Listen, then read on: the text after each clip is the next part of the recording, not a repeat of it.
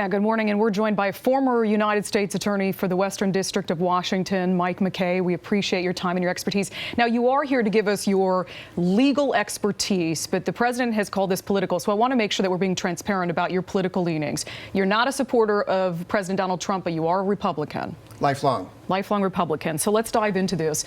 First, the president has said, we will see you in court. We just got out of court. There aren't a lot of courts left. A lot of people assume he means the United States Supreme Court, but you and I chatted after this ruling came down yesterday. You're not so sure this would go to the Supreme Court. Well, I'm pretty confident the Department of Justice will try. I'm not as confident that the Supreme Court would hear the case at this stage of the case because, remember, Judge Robart heard this case at the trial level just a week ago today. And my sense is, in looking at what the U.S. Supreme Court has done in the past, is they might decide this is too early in the case for them to review.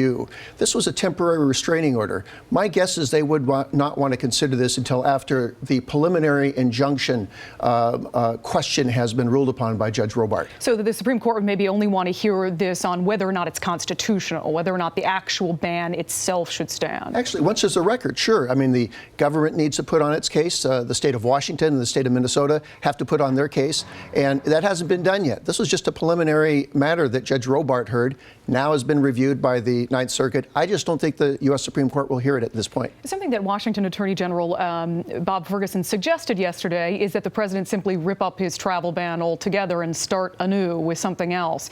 If he did that, if he were to say, okay, never mind on the travel ban, we're good, would this all just stop in its tracks, or would the state of Washington still have some sort of case they could move forward with? Well, no, if the United States government said, no, okay, we hear you, we hear what Judge Robart said, we hear what the Ninth Circuit said, we're going to take a step back and take a look at this and perhaps rewrite, not necessarily tear it up, but make the kinds of changes that now have been suggested to the government by Judge Robart and the Ninth Circuit. That would be, it seems to me, a prudent legal step to take at this point. So another option that the Trump administration and the DOJ have is to do what's called, and you taught me this, en banc, right? So this would mean that we had the three-judge panel on the Court of Appeals, that they would ask for a larger panel from the Ninth Circuit Court of Appeals. Is it 10 judges, 11 judges? 11 judges to hear this. If they do that, do you really think that 11 judges would overrule the decision of those three judges that was unanimous? It's not likely, and that might be why the Department of Justice won't try. But it is not likely. This was a three-judge panel with a diverse background, a Carter appointee, an Obama appointee, and a George W. Bush appointee. It's that kind of mix that you'd find in the en banc panel. And my sense is that they would not try.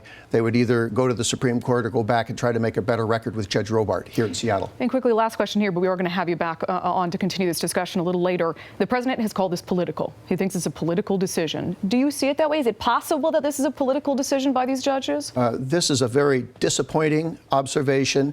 And I would think that I would like him to rethink his assessment. We have a long history of presidents disagreeing with court decisions.